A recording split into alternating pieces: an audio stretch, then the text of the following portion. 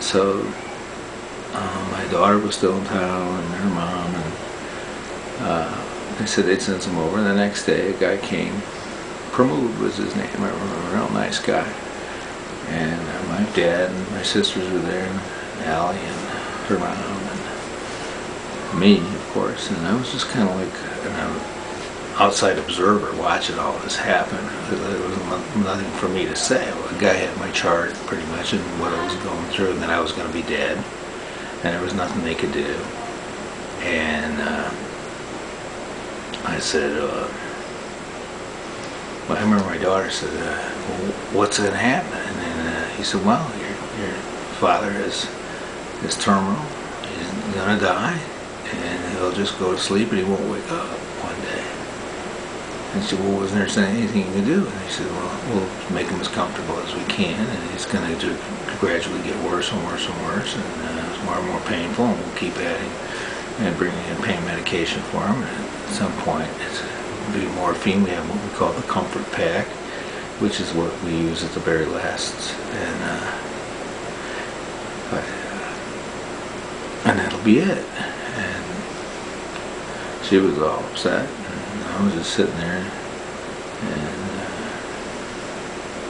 figured that's it. I'm done. Somebody bring me a vodka or something. I'm all right now. What's going on? Well, just kicked back, and I really deteriorated a lot. And at some point after that, a couple days maybe, my sister came by and she says, Craig's coming by this afternoon. You're going to have to make your arrangements. And I said, what arrangements? She said, your funeral arrangement. And I went.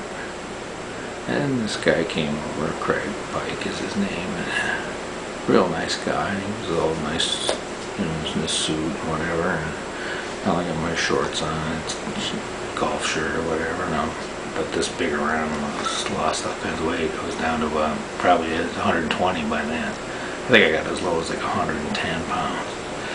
And he came in and he said, so, have you given any thoughts about what you like? And I said, well, how about roasting toast? And he says, he started laughing. He said, oh, I'm sorry. I said, oh, that's all right. I don't feel bad about that. And I filled out the paperwork, and I remember he told me how much it was going to be and whatever. And I got my checkbook out, and I'm writing this check, and I'm like, whoa, this is really the check. This is, I just had to pause for a minute. Finished writing it out, signed it, gave it to him, and then I was like, whoa.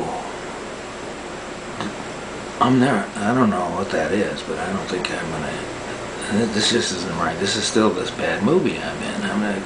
This can't be real. And I started, I don't know, I just felt terrible about this whole idea of what was going on. I was kind of like a third party watching from the outside, and this really wasn't happening to me. It was somebody else or whatever. I don't know. It was just the weirdest, way of dealing with it, I guess. Well, things got worse, and then the hospice nurse came in. I remember they'd been there, would come maybe every other day, and then I had a hospice counselor who was just terrific. His name was John. And he used to come see me all the time, and I gotta stop because my